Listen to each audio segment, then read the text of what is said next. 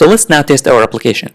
But before I do so, you need to uncomment these two lines because you want to train your chatbot. You can either train your chatbot using the corpus class, or you can simply use the list trainer if you don't want to use the corpus class.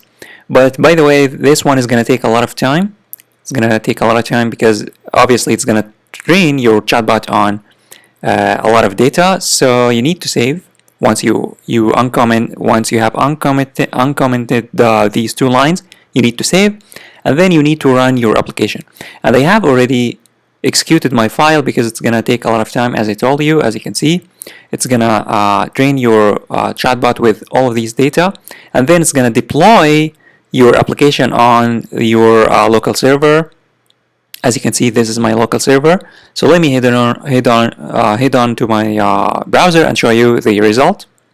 So let's now test our chatbot. Let me send a message. I'm gonna say, "How are you? How are you?" And then I'm gonna click on send, and it will be sent. And then I'm gonna be waiting for a response.